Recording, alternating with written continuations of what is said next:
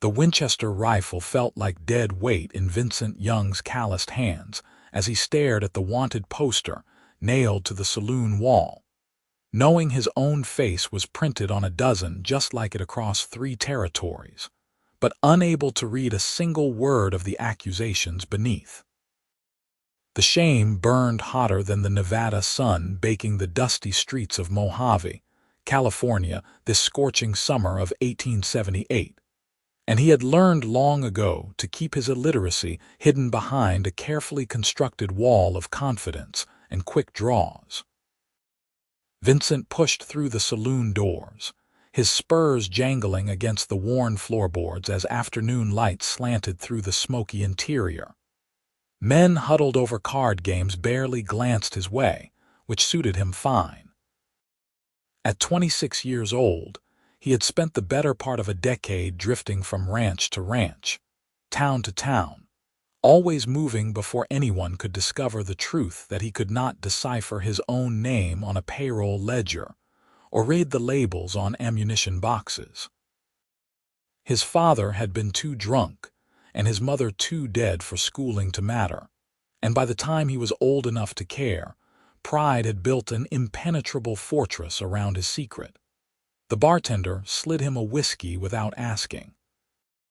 Vincent threw back the amber liquid and welcomed the burn, though it did nothing to ease the gnawing anxiety that had plagued him since yesterday when the new foreman at the cattle outfit where he worked had asked him to sign some papers. He had scrawled an X like always, but the foreman had given him a look that lingered too long, suspicious and calculating. "You looking for work?" A gravelly voice interrupted his thoughts. Vincent turned to find an older man with silver threading through his dark beard, his vest embroidered with the kind of detail that suggested money. "Depends on the work. Name is Marcus Webb. I run a school just outside town. My daughter teaches there, and we have been having trouble with some roughnecks trying to run us off our land. They want the water rights." Webb's eyes were steady and assessing. "Need someone who can handle himself. Pay is $40 a month plus room and board." $40 was good money, better than punching cattle, but a school made Vincent's stomach clench with old shame.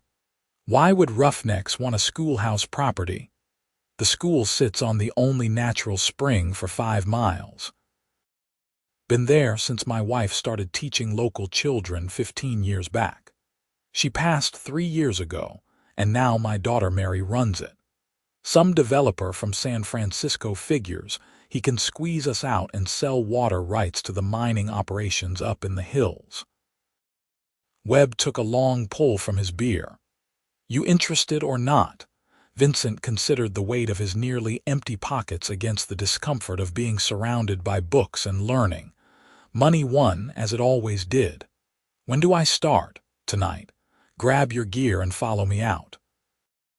We have got a small cabin you can use." The Webb property sat in a green valley that seemed impossible in the harsh desert landscape, sustained by the crystal spring that bubbled up from underground and fed a small pond before trickling away into irrigation channels. The schoolhouse itself was a simple wooden structure painted white, with a bell tower and glass windows that caught the late afternoon sun. Behind it stood a larger house where the Webbs clearly lived, and off to the side, a small cabin that would become Vincent's new home. As they approached, the schoolhouse door opened and a woman emerged carrying a stack of books.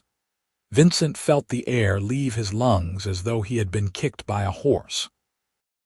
She was perhaps 22 or 23, with dark auburn hair pulled back in a practical bun, though rebellious curls escaped around her face. Her dress was simple calico in deep blue, and she moved with the kind of purposeful grace that suggested she had no patience for frivolity. But it was her eyes that struck him, even from a distance, sharp and intelligent and the color of honey in sunlight. "Mary, this is Vincent Young. He will be helping us with our security concerns." Webb made the introduction as they dismounted. Mary Ramsey. Vincent would learn her full name later, set down her books and approached with an outstretched hand. Her grip was firm, her palm marked with chalk dust. "Mr. Young, I appreciate your assistance, though I confess I wish it was not necessary." Her voice carried the crisp diction of an educated woman, and Vincent felt the familiar shame creep up his spine. "Madam." He kept his response short, safe. "Mary teaches 23 children, ages 5 to 14, Webb explained, leading Vincent toward the cabin. "Most are from ranching families in the area, a few from town. The trouble started about 2 months ago. First it was just threats, notes left on the door. Then someone poisoned our well, though the spring was unaffected. Last week, shots were fired during evening lessons. No one was hurt, but the children were terrified." Vincent's jaw tightened. Threatening children crossed a line that even the worst outlaws he had known usually respected. "You reported to the sheriff," Webb laughed bitterly. "Sheriff Dalton is on the payroll of the San Francisco developer, man named Cyrus Blackwell. No help coming from that quarter. Then I will make sure no one gets close enough to try again." Vincent meant it. Whatever his failings with letters and words, he knew how to read the landscape, how to track men's movements, how to anticipate violence before it arrived. That first evening, Vincent walked the property perimeter as twilight painted the sky in shades of purple and gold. He noted sight lines, potential cover, the approaches that would allow someone to get close unseen. The spring bubbled merrily in the gathering darkness, and from the main house he could hear Mary's voice reading aloud, probably to her father. The words were meaningless sounds to Vincent, but the rhythm and melody of her voice settled something restless in his chest. He was checking the lock on the schoolhouse door when Mary emerged from the main house, a lantern in her hand. "Mr. Young, I brought you some supper. I imagine you have not eaten." She carried a covered basket that smelled of roasted chicken and fresh bread. Vincent's stomach growled despite his discomfort. "That is kind of you, madam. Not necessary, though." "Perhaps not, but I was raised to show hospitality." She handed him the basket, her fingers brushing his for just a moment. The contact sent an unexpected jolt through him. "My father says you are experienced with firearms." "Yes, madam." "Have you ever killed anyone?" The question was direct, her eyes searching his face in the lantern light. Vincent considered lying, then decided she deserved honesty. "Yes, 3 men. All of them were trying to kill me first." She nodded slowly, absorbing this information without the horror or fascination he usually encountered. "I do not like violence, Mr. Young. But I will not allow anyone to harm my students or drive us from this land. My mother built this school with her own hands, quite literally. She believed education was the bedrock of civilization, that literacy could lift people out of poverty and ignorance." Her voice carried fierce conviction. "I intend to honor that legacy." The word literacy hit Vincent like a physical blow. He cleared his throat roughly. "I will keep watch, madam. You and your students will be safe." "I believe you." She smiled then, a quick, bright expression that transformed her serious face into something luminous. "Sleep well, Mr. Young." He watched her walk back to the main house, her lantern swinging gently, and felt the first stirrings of something dangerous in his chest. He could not afford to feel anything for Mary Ramsey beyond professional duty. She lived in a world of words and learning, and he was a man who could not even read his own name. The trouble arrived on the 3rd night. Vincent was making his midnight rounds when he caught the acrid smell of kerosene on the wind. He moved silently toward the schoolhouse and spotted 2 figures creeping along the side of the building, one carrying a can that sloshed with liquid. Without hesitation, Vincent fired a shot into the air and charged forward. The men scattered like startled crows, dropping the kerosene can and running for their horses tied beyond the fence line. Vincent fired twice more, aiming carefully to miss but to motivate their departure. They mounted and fled into the darkness, and Vincent let them go. He wanted them to carry a message back to whoever sent them that the schoolhouse was now protected. Marcus Webb arrived with a shotgun, his nightshirt stuffed into hastily pulled-on trousers. "What happened?" "Two men trying to burn the school. They will not be back tonight." Vincent picked up the kerosene can as evidence. "But they will try something else eventually." Mary appeared behind her father, wrapped in a shawl despite the warm night. Her hair hung loose around her shoulders in a dark auburn cascade that made Vincent forget to breathe for a moment. "Were you hurt?" "No, madam. They ran before I even got close. Thank God." She pressed a hand to her chest, relief evident in her features. "Mr. Young, I owe you a great debt. Just doing what you are paying me for, madam."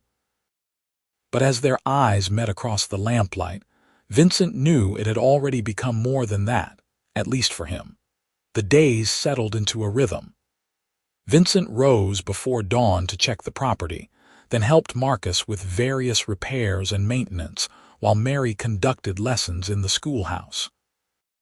Sometimes Vincent would sit on the porch of his cabin, ostensibly cleaning his guns or mending tack, but really watching Mary through the schoolhouse windows as she moved among her students with patience and enthusiasm. He could see the children's faces light up when they mastered something new, could see Mary's encouragement and gentle corrections. The sounds of recitation and arithmetic drills floated across the yard, and Vincent found himself wondering what his life might have been like if someone had taught him those things when he was young enough for learning to come easy. 2 weeks after his arrival, Mary approached him during the lunch hour when the children were playing near the pond under her supervision. "Mr. Young, might I ask you a question?" "Of course, madam." "I have noticed you receive mail occasionally, but you never seem to read it." "You always ask my father what it says." Her voice was gentle, without judgment, but Vincent still felt exposed. He considered denying it, but something in her patient expression told him she already knew the truth. "I cannot read, Miss Ramsey. Never learned how." "I suspected as much." She sat down on the porch step beside him, smoothing her skirts. "Would you like to learn?" The offer hung in the air between them, terrifying and tempting in equal measure. "I am 26 years old, too old to be sitting with children learning letters." "Age has nothing to do with the capacity to learn," Mary said firmly. "And I would not suggest you sit with the children. I could teach you in the evenings after my students go home, an hour or two each night." She looked at him with those honey-colored eyes, and Vincent felt his resistance crumbling. "Reading is freedom, Mr. Young. Freedom to understand contracts before you sign them, to know what accusations might be printed on wanted posters, to write letters to people you care about." She had cut directly to the heart of his fears and desires with uncanny precision. Vincent swallowed hard. "I would not want to take up your time, madam. You would be doing me a favor. Teaching is what I love most in the world. Please, let me do this." The earnestness in her voice undid him completely. "All right," he heard himself say. "But if I prove too thick-headed, you have to promise to give up on me." Mary laughed, a sound like silver bells. "You have clearly never seen how stubborn I can be, Mr. Young. You should ask my father about the time I spent 6 months convincing him to let me take over the school." That evening, after the last student departed, Vincent walked into the schoolhouse with his heart hammering against his ribs. The room smelled of chalk and wood polish, and the faint scent of the wildflowers Mary kept in a jar on her desk. She had set up a small table near the window where the late afternoon light was strongest, with 2 chairs facing each other. "We will start simple," Mary said, her voice taking on the patient teacher's tone he had heard her use with young students. The alphabet, 26 letters that make up every word in the English language. She wrote them out on a slate board, large and clear. Now, these are the shapes. Each has a name and a sound. Let us begin with the first few. This is A, which says ah as in apple. Vincent stared at the symbol, trying to fix its shape in his mind. It looked like a child's drawing of a mountain. A, he repeated. Excellent.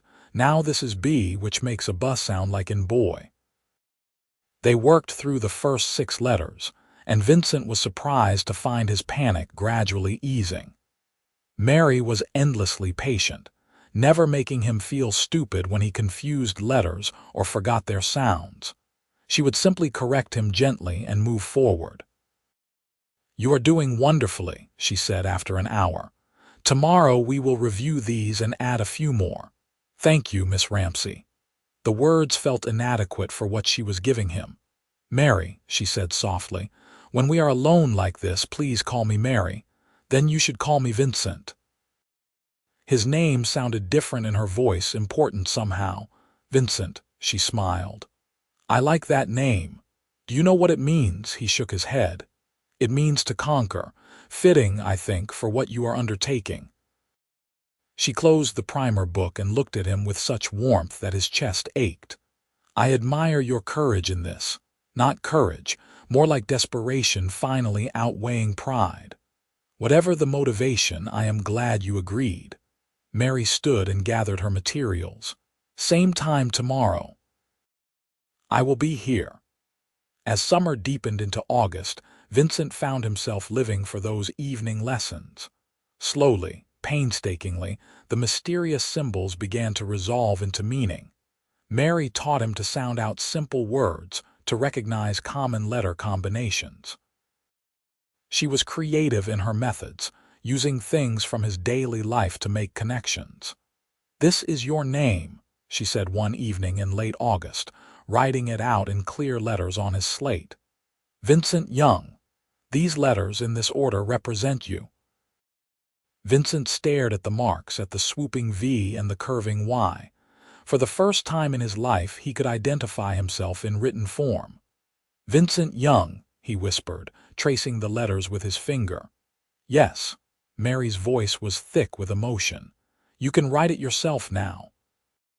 She guided his hand through the motions, her fingers warm against his wrist.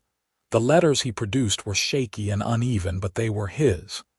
His name, written by his own hand. When he looked up, Mary's eyes were shining with unshed tears. "Do you understand what you have just done, Vincent?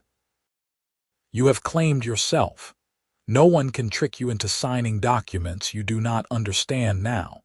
No one can tell you that a poster says something it does not."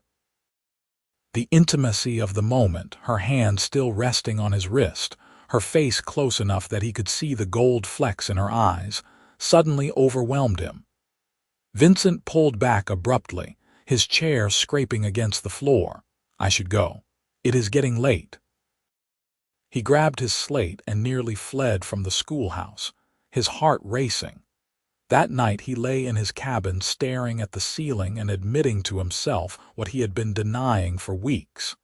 He was falling in love with Mary Ramsey. Worse, he had probably already fallen, somewhere between her patient corrections and her brilliant smiles and the way she believed in him when he barely believed in himself. But what could he possibly offer a woman like her? He was an uneducated drifter with a violent past and an uncertain future. She was refined, educated, tied to this land and this school and a purpose larger than herself. The gulf between them was insurmountable. He resolved to maintain distance, to keep their relationship strictly professional. That resolution lasted exactly until the next evening when Mary greeted him at the schoolhouse door with a new book. "I thought we could try reading a story together. You are ready for it." They sat close together so both could see the pages, and Mary helped him sound out the words of a simple tale about a boy and his dog. When he successfully read an entire sentence on his own, Mary clapped her hands together in delight and impulsively hugged him. The embrace lasted only a second before she pulled back, blushing. "Forgive me, that was inappropriate." "No," Vincent said hoarsely. "It was not." Their eyes met and held. The air between them seemed to thicken with possibility. Mary's lips parted as though she might speak, but no words came. Vincent could see her pulse fluttering at the base of her throat. It would be so easy to lean forward, to close the distance between them, to find out if she tasted as sweet as he imagined. The sound of Marcus clearing his throat from the doorway shattered the moment. "Mary, I need your help with something in the house." "Of course, Papa." Mary stood quickly, smoothing her skirts, not meeting Vincent's eyes. "We will continue tomorrow, Vincent." After she left, Marcus approached Vincent with an unreadable expression. "My daughter is very dear to me, Mr. Young. She is all I have left of her mother." "I understand, sir." Vincent stood to face him, though he was unsure what was coming. "I am not blind. I see how you look at her, how she looks at you." Marcus sighed heavily. "Mary has had suitors before. The mayor's son courted her for a year. A lawyer from Sacramento visited every month with flowers and poetry. She turned them all away, said they did not understand what mattered to her." Vincent remained silent, unsure what Marcus wanted from him. "But she lights up when she talks about your progress with reading. She told me last week that you were one of her best students ever because you appreciate the value of what you are learning." Marcus studied Vincent carefully. "I am not saying I approve or disapprove of whatever might be developing between you. I am saying that if you hurt her, if you take advantage of her kindness and her generous heart, there is nowhere you could run that I would not find you. I have no intention of hurting her, sir. In fact, I have been trying to keep my distance because I know I have nothing to offer a woman like Miss Mary. Maybe you should let her decide what she values rather than deciding for her." Marcus clapped him on the shoulder. "Now come on. I need help fixing the fence on the north pasture before dark." September arrived with slightly cooler temperatures, and the knowledge that Vincent could now read simple passages and write basic sentences. More importantly, he could read his own name, could recognize it anywhere it appeared. Mary had been right about the freedom it brought, but the reprieve from attacks on the school was coming to an end. Vincent had been watching the town, had noted the arrival of several hard-looking men at the saloon who asked too many questions about the Webb property. Something was building, and he needed to be ready.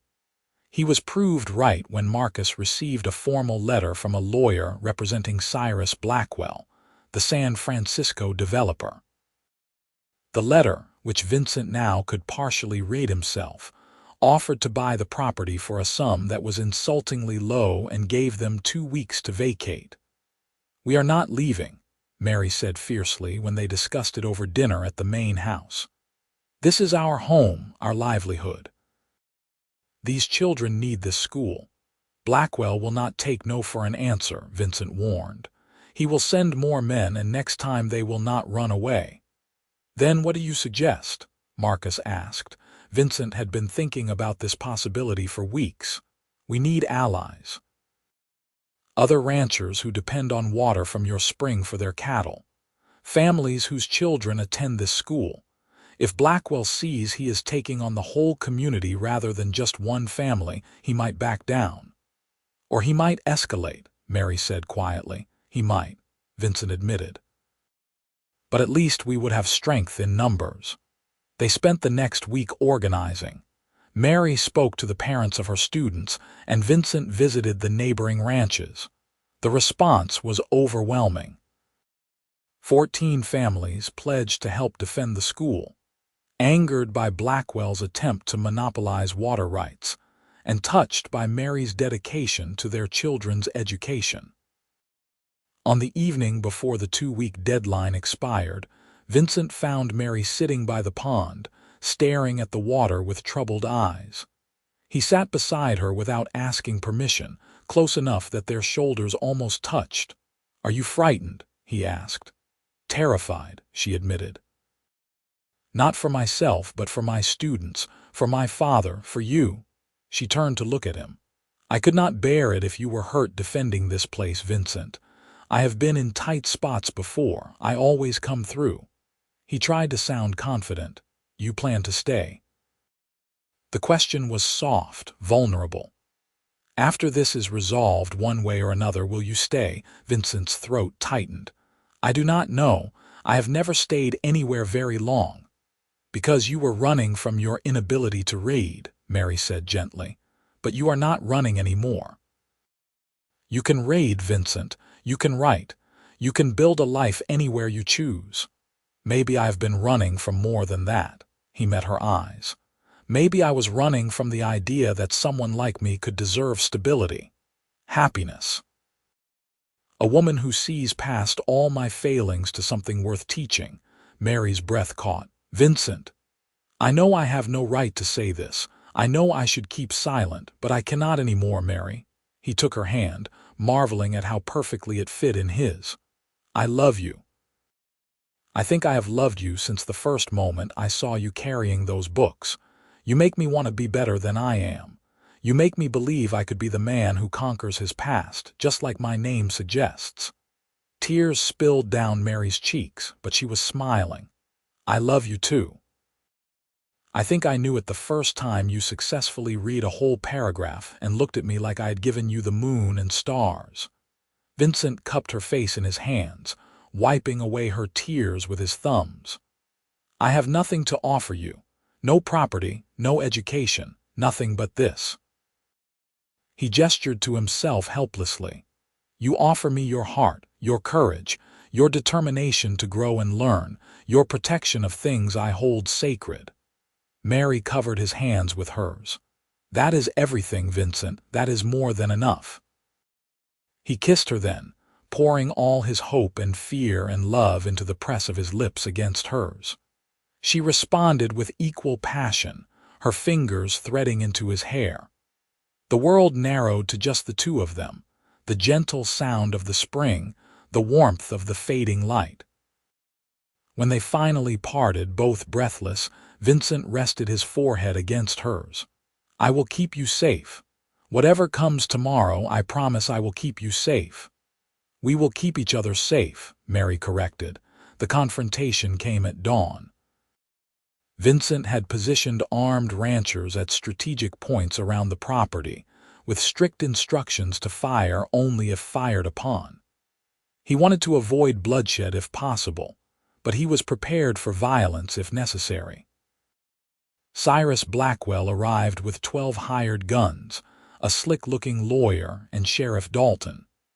They rode up to the schoolhouse like a military force, clearly expecting to intimidate through show of strength. Vincent stepped out to meet them, with Marcus beside him. Mary had reluctantly agreed to stay in the main house with weapons of her own, though Vincent knew she was watching from the window.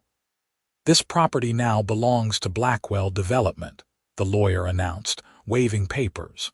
You are trespassing. Vacate immediately or face arrest.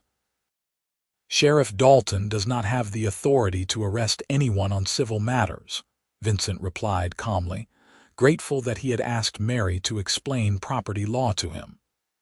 And Mr. Webb has not sold his land, so your papers are worth nothing. Blackwell himself, a corpulent man in an expensive suit that was already soaked with sweat in the morning heat, urged his horse forward. I am offering you a fair price for land that is worthless except for the water. Take the money and leave quietly. No, Marcus's voice was firm. Then you are a fool. Blackwell gestured to his men. Remove them from the property. The hired guns reached for their weapons, and the world exploded into motion.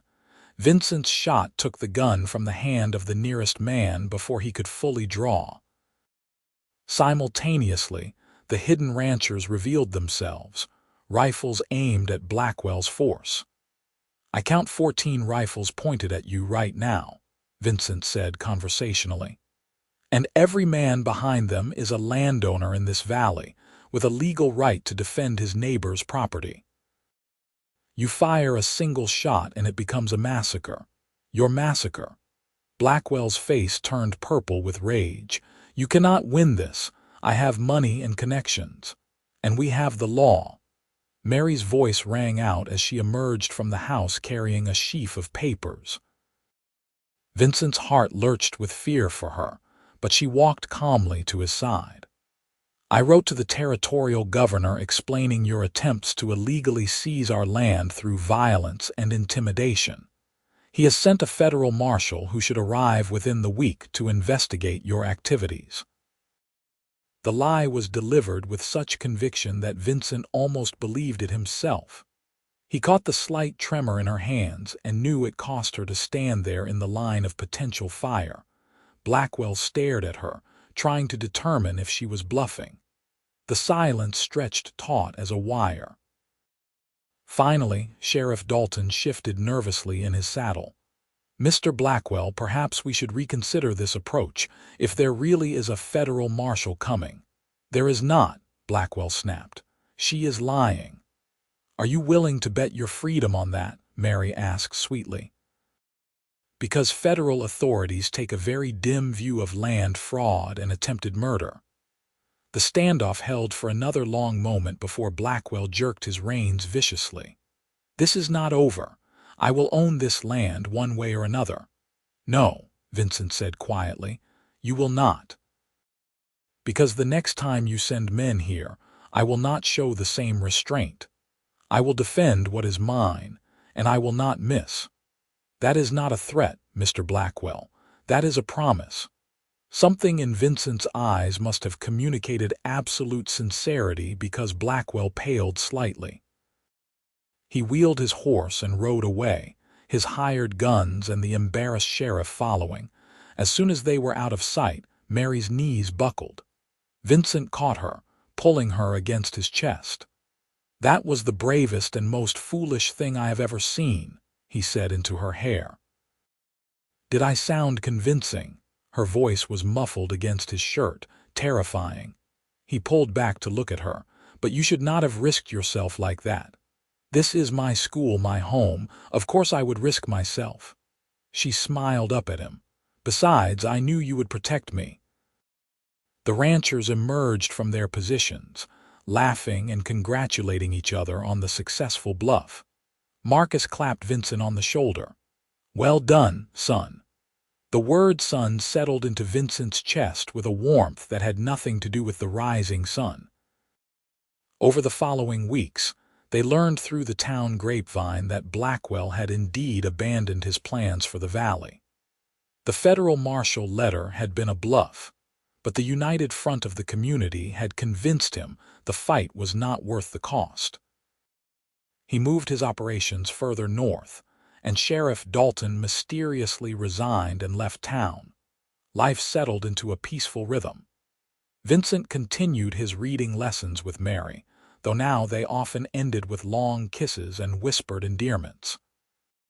He had taken to carrying a small notebook in his pocket and a pencil stub, and he filled page after page with Mary's name in increasingly confident handwriting. Mary Ramsey. Mary Ramsey. Mary Young. He carved her name into the handle of his rifle, burned it into the leather of his saddle, wrote it on the inside cover of every book he owned. It became a talisman, a prayer, a declaration of intent.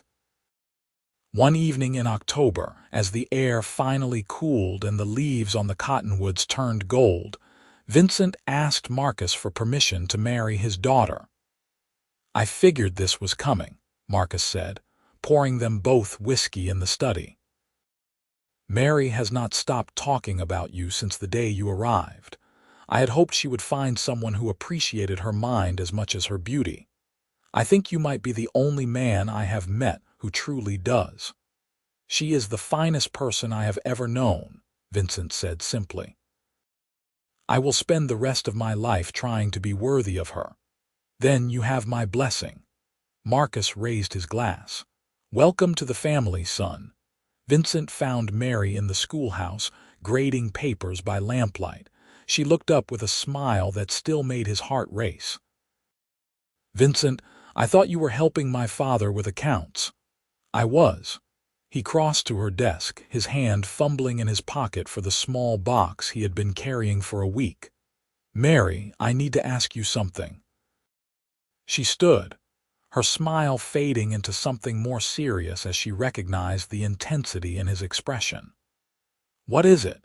Vincent dropped to one knee, pulling out the box and opening it to reveal a simple gold band with a small ruby. It had cost him every penny of his savings, and he would have paid 10 times as much. "I know I am not the husband you probably imagined. I am rough and uneducated, and I have a past that is not always pretty. But I love you more than I thought it was possible to love another person. You taught me to read my own name, and now I write yours on everything I own because you own me, body and soul. Will you marry me, Mary Ramsey?"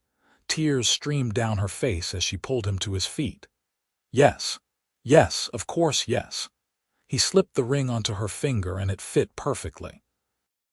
She kissed him with a passion that promised their future together would be anything but boring. And Vincent thought that perhaps conquering his past had led him exactly where he was always meant to be. They married in November on a crisp Saturday morning, in the schoolhouse surrounded by Mary's students and their families, the ranchers who had stood with them, and Marcus, who gave away his daughter with tears in his eyes. Mary wore her mother's wedding dress, altered to fit her slender frame, and carried wildflowers that Vincent had ridden 30 miles to find, because she had mentioned once that they were her favorites.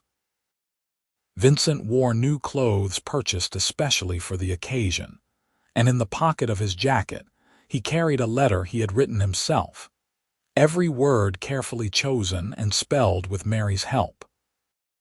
It was a love letter declaring his devotion and his promises, and he read it aloud as his vows, his voice steady despite the emotion that threatened to overwhelm him. When the traveling preacher pronounced them husband and wife, Vincent kissed Mary to the cheers and applause of their community, and knew that he had finally found a home worth staying for. They moved into the cabin that had been Vincent's alone, and Mary transformed it from a sparse dwelling into a warm home filled with books and flowers and laughter. Vincent took over more of the property maintenance and security, freeing Marcus to pursue his interest in breeding horses. The school continued to thrive, and Vincent found himself helping with repairs and construction as Mary dreamed of expanding to accommodate more students. In the quiet evenings, they still spent time on lessons. Vincent was reading full novels now, though slowly, and he had discovered a particular love for adventure stories. Mary would curl against his side on their small sofa while he read aloud, her head on his shoulder, occasionally correcting his pronunciation of difficult words. "You have come so far," she murmured one night as he finished a chapter. "Do you remember how terrified you were that first evening? I remember thinking I was the biggest fool in California for agreeing to try." Vincent set the book aside and pulled her into his lap. "Best foolish decision I ever made. I knew you could do it. You have one of the sharpest minds I have ever encountered, Vincent. You were just never given the tools to use it properly." She traced the line of his jaw with gentle fingers. "I am so proud of you." Her pride meant more to him than any other accomplishment in his life. "I could not have done it without you. You are the most patient teacher in the world. Only with you." She kissed him softly. "With you, I have infinite patience." Their lovemaking that night was tender and slow, a reaffirmation of the bonds they had forged. Afterward, as Mary slept in his arms, Vincent watched the moonlight paint silver across her face and felt a contentment he had never imagined possible. Winter came gently to Mojave that year, with cool nights and mild days. Mary taught her students while Vincent worked with Marcus to improve the property. They built a new fence around the pond to keep livestock from fouling the water, repaired the schoolhouse roof, and constructed a small barn for the horses Marcus was breeding. Vincent also began keeping a journal at Mary's suggestion. Each night he would write a few sentences about his day, recording the small moments that made up their life together. His handwriting improved with practice, and the words came more easily. "You should write about your childhood," Mary suggested one evening as she rayed over his shoulder. "Preserve those memories, even the difficult ones." Why would I want to remember that? Vincent's childhood had been marked by poverty and neglect, by a father who drank away every penny and a mother who died too young. Because it made you who you are. Because someday our children might want to know where they came from. Mary rested her hand on her still flat stomach, and Vincent's eyes widened. "Our children," she nodded, her smile radiant. "I am fairly certain. About 8 weeks along, I think." Vincent lifted her into his arms, spinning her around as joy burst through him like sunrise. "We are having a baby. We are having a baby." Mary laughed as he set her down and immediately dropped to his knees, pressing his ear against her stomach as though he might hear the tiny heartbeat. "I am going to be a father," he whispered, awed by the responsibility and the gift of it. "You are going to be a wonderful father," Mary said, threading her fingers through his hair. "Our children will grow up knowing they are loved and valued, and they will learn to read at their mother's knee." "And from their father," Vincent added, looking up at her. "I want to teach them too. I want to share what you gave me." Mary pulled him up and kissed him deeply. "Then we will teach them together." Marcus was delighted by the news of his impending grandparenthood. He immediately began planning an addition to the cabin to accommodate the growing family. Vincent protested that they could wait, but Marcus was insistent. "I want my grandchildren to have space to grow," he said firmly. "Besides, it gives me something to do besides breed horses and worry about you too." The addition took shape over the winter months, with help from neighboring ranchers who owed the Ramseys for various kindnesses over the years. By the time spring arrived, the cabin had been transformed into a proper house with 2 additional bedrooms, a larger kitchen, and a sitting room filled with windows that let in floods of light. Mary's pregnancy progressed smoothly, though she refused to slow down her teaching until she was 7 months along, and so large that the children giggled when she tried to squeeze between the desk rows. Vincent finally convinced her to let him take over some of her duties, and he found himself teaching basic reading to the youngest students under Mary's supervision. "You are a natural," she told him after his first full day of teaching. "The children adore you." "They adore you," Vincent corrected. "I am just a poor substitute." "You are not a substitute. You are my partner." She took his hand and placed it on her swollen belly where their child was kicking vigorously. "Feel that. Our baby knows its father's voice." The wonder of it never faded. Vincent found himself talking to Mary's stomach constantly, reading stories aloud, singing the old cowboy songs he had learned on cattle drives. Mary would laugh at his off-key renditions but never stopped him. Their son was born on a hot July night in 1879, after a labor that lasted nearly 20 hours and left Vincent feeling more terrified than he had ever been in a gunfight. But when the midwife finally placed the squalling infant in his arms, all the fear melted into pure love. "He is perfect," Vincent breathed, studying the tiny red face and miniature fingers that gripped his thumb with surprising strength. "What should we name him?" Mary asked from the bed, exhausted but glowing with happiness. They had discussed names for months without reaching a decision. But looking at his son, Vincent suddenly knew. "Thomas, after your mother's father, if that is all right with you." Mary's eyes filled with tears. "Thomas Webb Young, it is perfect." Marcus cried when he held his grandson for the first time, and Vincent realized that this gruff man who had taken a chance on a drifting cowboy had become the father Vincent had never had. "Thank you," he told Marcus quietly, "for everything. For trusting me with your daughter, for giving me a home, for treating me like family." "You earned every bit of it, son," Marcus said, his voice rough with emotion. "Now let me spoil my grandson in peace." The first years of Thomas's life passed in a blur of sleepless nights and profound joys.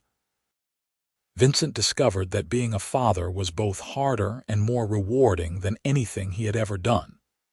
He learned to change diapers and soothe midnight cries, to make faces that earned belly laughs, and to read the same bedtime story 5 times in a row without complaint. Mary returned to teaching when Thomas was 6 months old, and Vincent took on more responsibility with the school's maintenance and finances. His reading had improved to the point where he could handle the accounts and correspondence, though Mary still reviewed everything to catch his occasional errors. On Thomas's 2nd birthday, Mary announced she was pregnant again.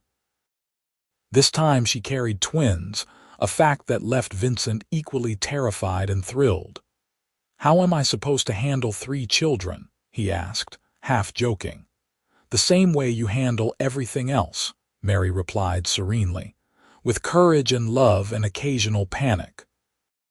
The twins, a boy and a girl, arrived in April of 1882.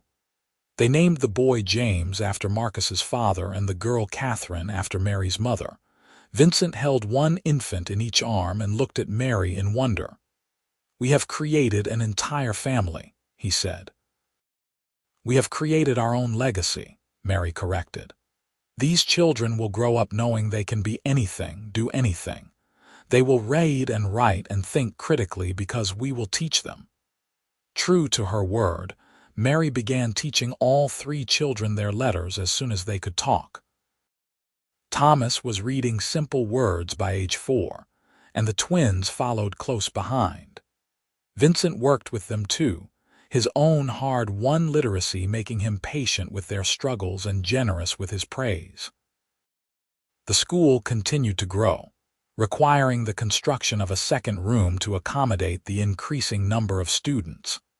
Vincent oversaw the building project, and when it was completed, Mary asked him to teach the older boys while she focused on the younger children. "But I am not a real teacher," Vincent protested. "You are a man who understands the value of education because you were denied it," Mary said. "You can reach students who might not respond to traditional methods. Please, Vincent, I need your help." So Vincent found himself standing in front of a classroom of 8 boys aged 12 to 15. Many of them ranch hands who worked during the day and could only attend evening classes.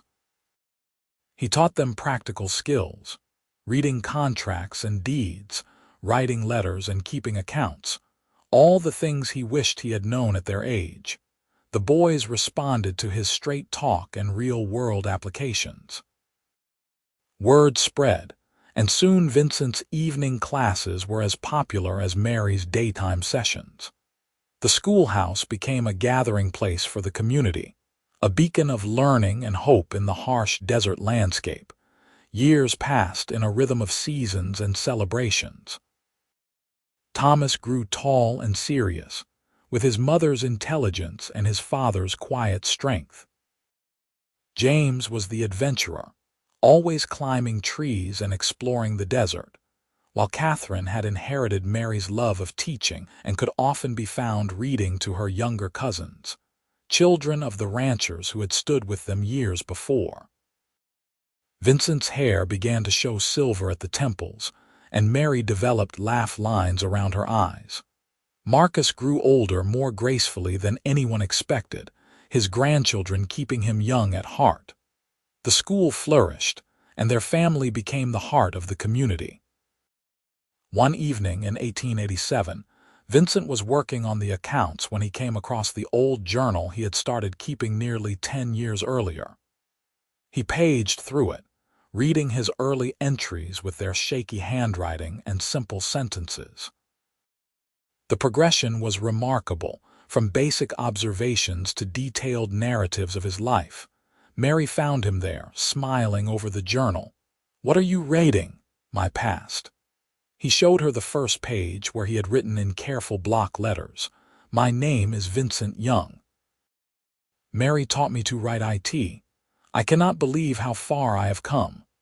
"We have come," Mary corrected, settling into his lap despite her 40 years making such displays less common. "We built this life together, Vincent. You built it. I just had the good fortune to be here when you did." He wrapped his arms around her waist. "Do you ever regret it, tying yourself to an illiterate cowboy? You were never illiterate in the ways that mattered. You could read people, situations, danger. You just could not read words." She kissed his forehead. "And now you can do both. You are the most well-rounded man I know. I love you, Mary Young." He still got a thrill from saying her married name even after all these years. "I love you too." She picked up his pencil and the journal. "May I write something?" "Of course." She wrote in her neat teacher's script. "Vincent taught me to see courage in vulnerability, strength in admitting weakness, and love in its most patient and enduring form. He taught me that literacy alone does not make a person educated, and that the willingness to learn is worth more than all the knowledge already possessed." Vincent read it slowly, his heart swelling. "You give me too much credit." "I give you exactly the credit you deserve." Mary set down the pencil and cupped his face in her hands. "You are my greatest success as a teacher and my greatest joy as a wife." Their kiss was interrupted by Catherine bursting through the door, followed by her brothers.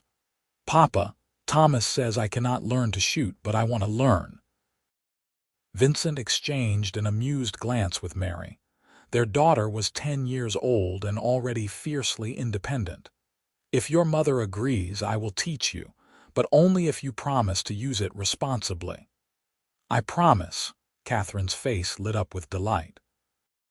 "She is going to be formidable when she grows up," Mary observed later after the children were in bed. "She already is," Vincent replied, "just like her mother." On their 10th wedding anniversary, Vincent surprised Mary with a gift that had taken him months to complete.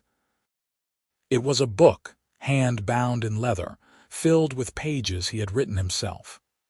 The title, tooled into the cover, read, "The Story of Us" by Vincent Young. Mary opened it with trembling hands and began to read. Vincent had chronicled their entire relationship, from his first sight of her carrying books to their marriage to the birth of each child. Every important moment was captured in his increasingly confident prose, illustrated with small drawings he had laboriously learned to create.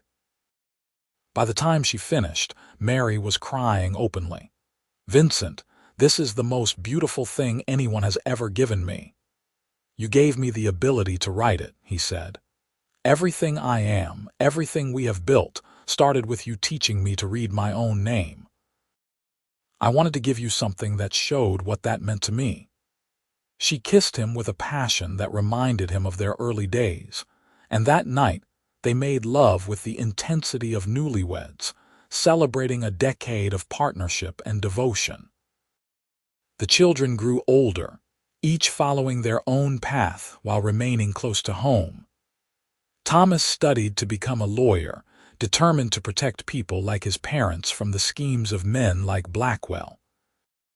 James took over the horse breeding operation from his grandfather, expanding it into a profitable business. Catherine became a teacher like her mother, taking over the younger students' classes when Mary finally admitted that 48 years was old enough to slow down a bit. Marcus passed away peacefully in his sleep in 1892, surrounded by his family. At his funeral, the church was packed with people whose lives he had touched, and Vincent delivered a eulogy that he had written himself, every word carefully chosen to honor the man who had become his father in all the ways that mattered. "Marcus Webb taught me that family is not just blood," Vincent read, his voice steady despite his grief. "It is choosing to see the best in people, to offer them opportunities for growth, to stand with them when the world stands against them. He taught me what it means to be a good man, a good father, and I will spend the rest of my life trying to live up to his example." Mary held his hand throughout the service, her own grief profound but tempered by gratitude for the years they had all shared. Life continued its forward march. Vincent and Mary celebrated 20 years of marriage, then 25. Thomas married and gave them grandchildren of their own, precocious children who loved to hear their grandfather read stories in his deep, steady voice. James found love with the daughter of a neighboring rancher, and their wedding was the social event of the season. Catherine scandalized some by refusing several proposals and declaring she would marry only when she found a man who valued her mind as much as her father valued her mother's. "That is a high bar to set," Vincent told her with a smile. "You said it, Papa," Catherine replied. "Why should I settle for less?" Vincent could find no argument against that logic. On a warm spring day in 1898, Vincent sat on the porch of the house he had helped build, watching his grandchildren play near the pond where he had first confessed his love to Mary. The schoolhouse still stood white and proud, now run primarily by Catherine with help from younger teachers she had trained. The spring continued to flow clear and pure, the water rights protected by laws that Thomas had helped write. Mary emerged from the house with 2 glasses of lemonade and settled into the chair beside him. At 53, she was still beautiful to Vincent's eyes, her hair silver-streaked but her smile unchanged. "What are you thinking about?" she asked. "The past, the future, how impossibly lucky I am." He took her hand, running his thumb over her wedding ring, worn thin after decades of wear. "Do you remember when I could not even read the wanted posters I was afraid might have my name on them? I remember a brave man who was willing to admit his vulnerability and ask for help. I remember falling in love while teaching you the alphabet." Mary leaned her head on his shoulder. "I remember thinking that teaching you to read was the most important thing I would ever do." "It was," Vincent said. "You changed the entire course of my life that first evening." "We changed each other." Mary squeezed his hand. "I was so focused on academics, on preserving my mother's legacy through the school. You taught me that learning happens in many forms, that courage and integrity matter as much as literacy." They sat in comfortable silence, watching the sun paint the sky in shades of gold and pink. In the distance, Catherine's voice drifted from the schoolhouse as she read to her students, and Vincent smiled at the continuation of the legacy. "Did I ever tell you what I carved into the foundation stone when we built the addition to the schoolhouse?" Mary asked. Vincent shook his head. "Your name and mine, along with a quote I wrote. Love multiplies when shared through teaching, and knowledge grows when rooted in patience." I wanted future generations to know that this place was built on more than just wood and nails. Vincent felt his throat tighten with emotion. "I write your name on everything I own.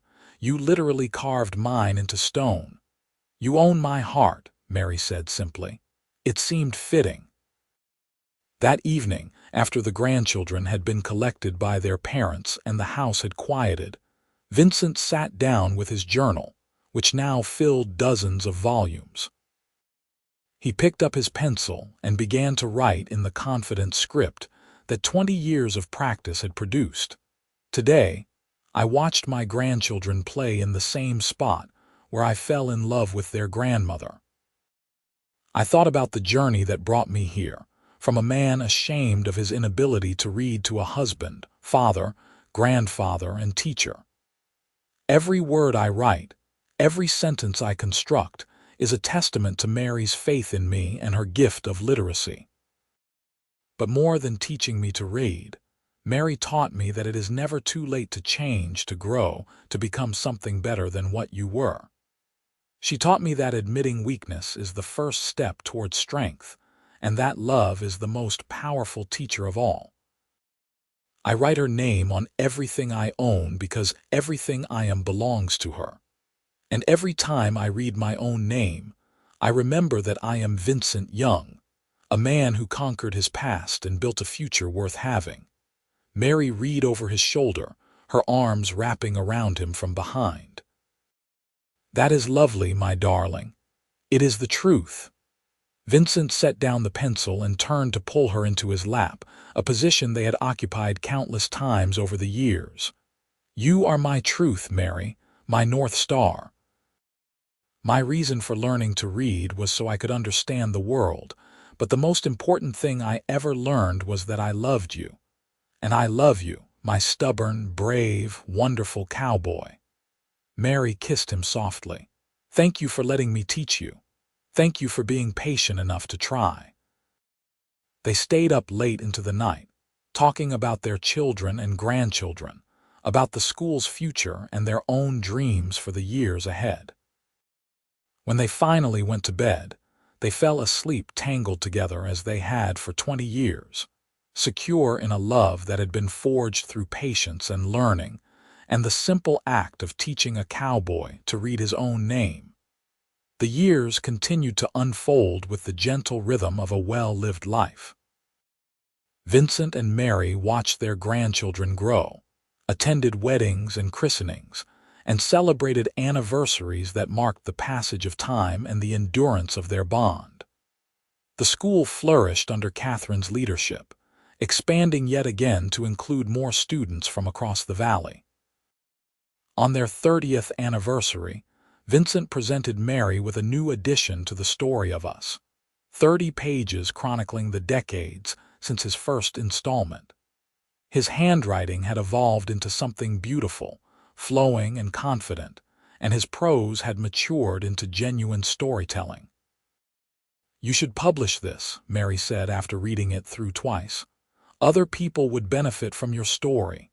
It is our story, Vincent corrected, and it is not finished yet. No, Mary agreed, her eyes sparkling. It is not finished yet. They celebrated that anniversary surrounded by 3 generations of family, in a house filled with books and love and the sound of children's laughter. Vincent stood to make a toast, his glass raised high. 30 years ago, I married the finest woman I have ever known. She taught me to read, but more importantly, she taught me that it is never too late to become who you are meant to be. She taught me about patience and faith and unconditional love.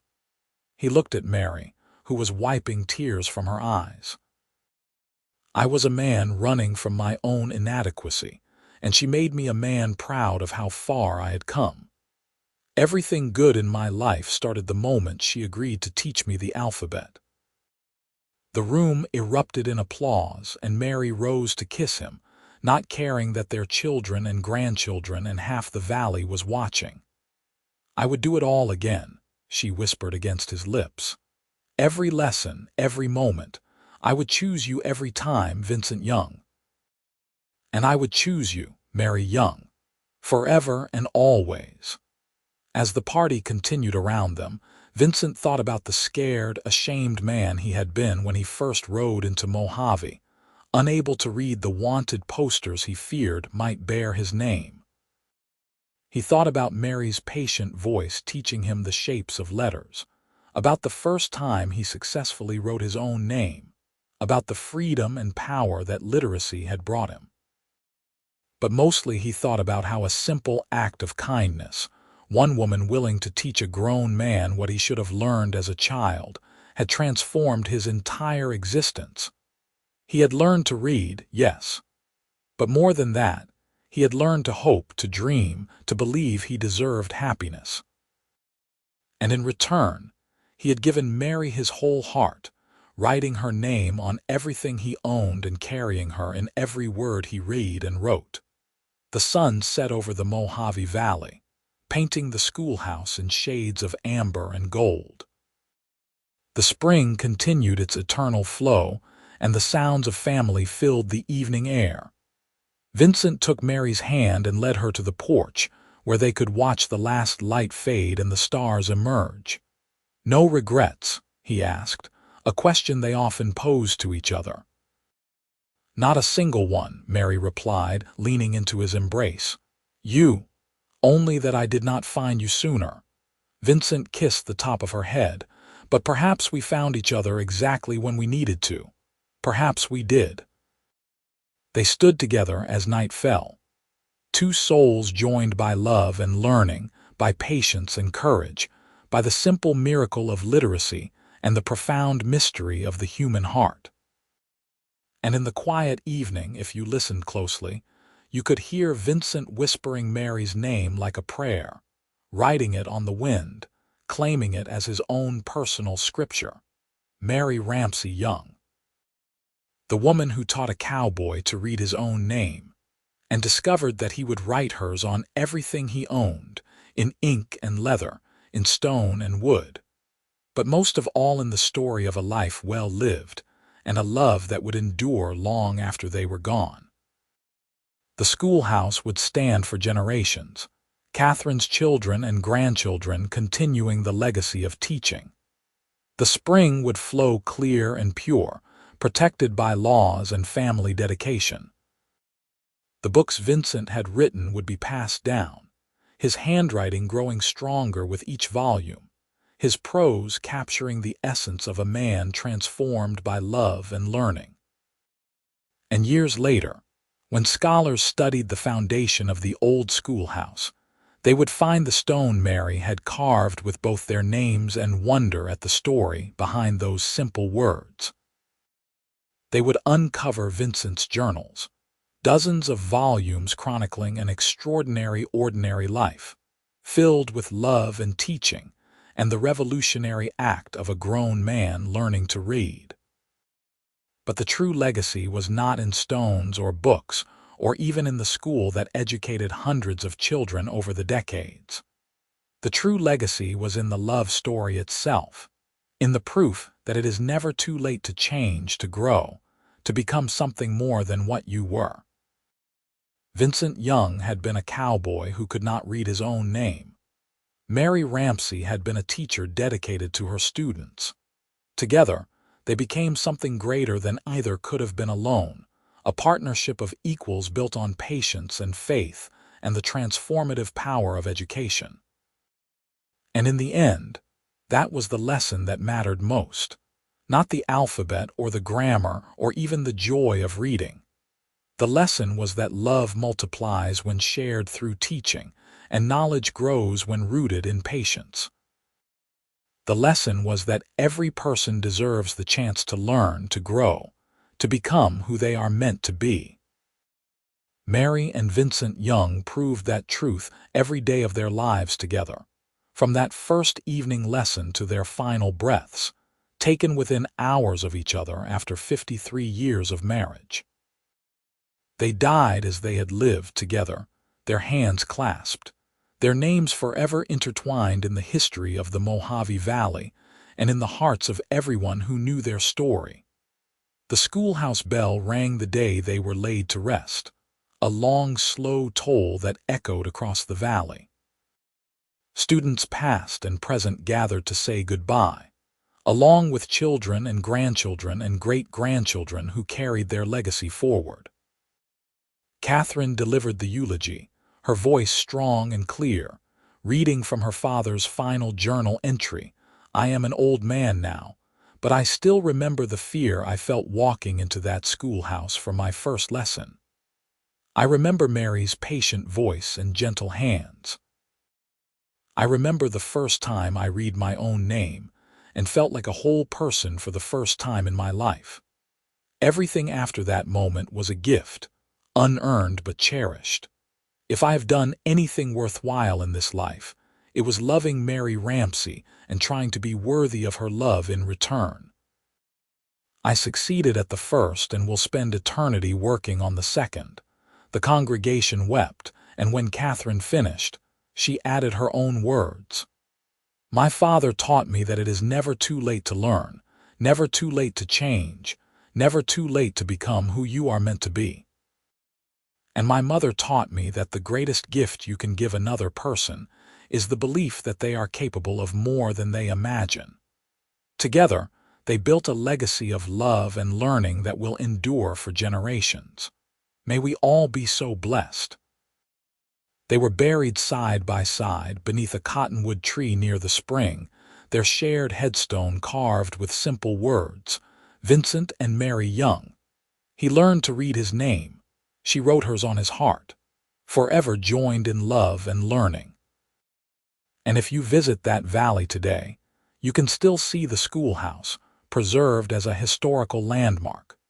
You can read Vincent's journals in the local museum, trace the evolution of his handwriting from shaky block letters to confident script. You can see the items he owned, each one carved or burned or written with Mary's name. His rifle, his saddle, his books, his tools, all bearing silent testimony to a love so profound that he claimed her as his own by writing her name on everything he possessed. But the truest memorial is not in museums or landmarks. It is in the hundreds of students who learned to read in that schoolhouse, who went on to teach their own children and grandchildren. It is in the families who stayed in the valley, building lives and communities around the legacy of two people who believed in the power of education and the endurance of love. Vincent Young was a cowboy who could not read his own name until a teacher named Mary Ramsey showed him the alphabet and gave him the keys to a whole new world. In return, he gave her his heart, his devotion, and a love story that would be told for generations as proof that the most powerful transformations begin with a single act of patient teaching and the courage to admit you have something yet to learn. Their story became legend in the Mojave Valley, passed down through families and celebrated in the schools. Children learned to read using the same primers Mary had used, and they heard about the cowboy who had started his education at 26 and become a teacher himself. They learned that it is never too late, that love and learning go hand in hand, that the bravest thing you can do is admit you need help, and then work to become better. And every year, on the anniversary of the school's founding, the children would gather at the spring and read aloud from Vincent's journals, his words bringing the past to life. They would see Mary's name carved into tree bark and etched into leather, written in faded ink and burned into wood. They would understand that love is not just words spoken but actions taken, commitments honored, growth embraced. The legacy of Vincent and Mary Young was not wealth or fame or political power. It was the simple, revolutionary act of believing that every person deserves the chance to learn, regardless of age or background. It was the proof that love can motivate transformation and that patience can unlock potential that seemed forever lost. And in the quiet of the valley, where the spring still flows clear and the schoolhouse still stands white against the desert sky, you can almost hear Mary's patient voice teaching the alphabet and Vincent's deep rumble reading aloud. You can almost see them sitting close together in the lamplight, her hand guiding his as he traces letters, his face alight with the joy of discovery. They were ordinary people who built an extraordinary life through the simple acts of teaching and learning, of loving and believing.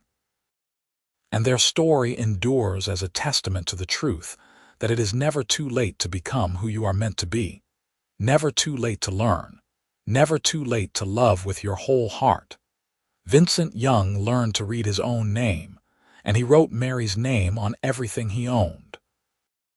In doing so, he wrote himself into history, not as a gunslinger or a cowboy or even as a teacher, but as a man who loved completely and learned continuously, and proved that the human capacity for growth is limitless when supported by patience and faith. And that is the story, complete and true, of the cowboy and the teacher, the student and the beloved, the man who could not read and the woman who taught him not just literacy, but the meaning of unconditional love. Their names are carved in stone and written in journals.